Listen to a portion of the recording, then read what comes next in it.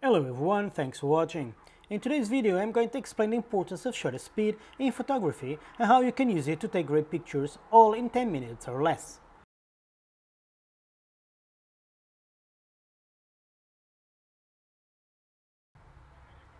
So you just bought a camera because you want to start taking pictures, but you are a beginner and you don't know much about the technical stuff around it.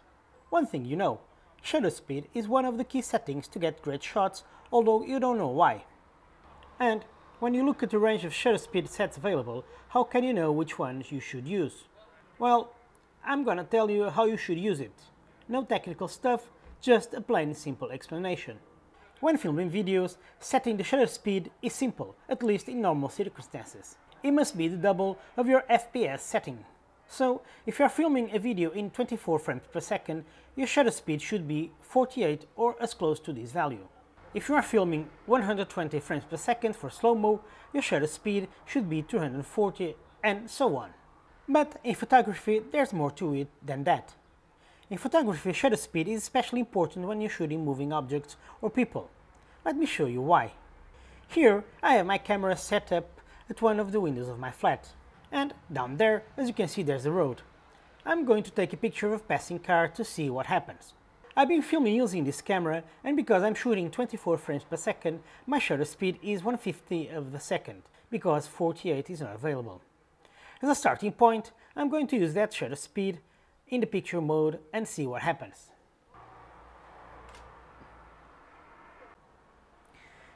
As you can see, the passing car that I just shot doesn't look that well in this picture.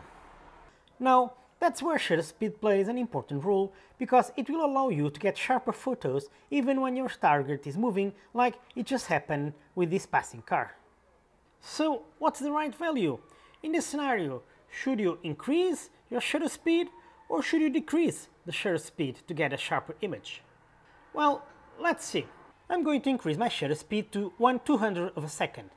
Set the focus to the center wide, and I'll take the picture when the car passes in the focus point.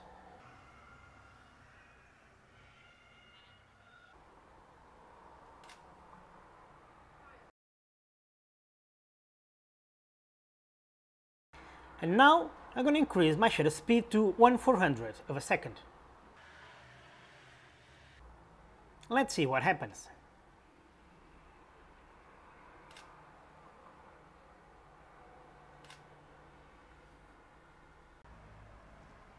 As you can see, the car appears much sharper even if it's moving. Now let's try the opposite and set the shutter speed to a much lower number, take the picture of another moving car and see what happens.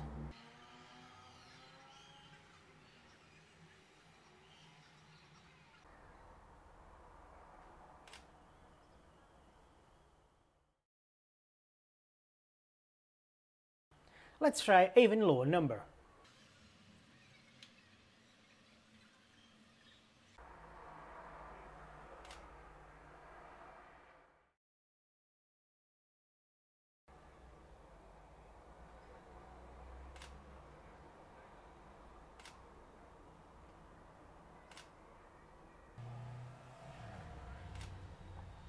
This is the result. It's all blurry and you can almost see the car or anything else. You can ask yourself this: if this is the result, why would anyone use this shutter speed? Well, low shutter speed can give amazing results when properly used, like these examples.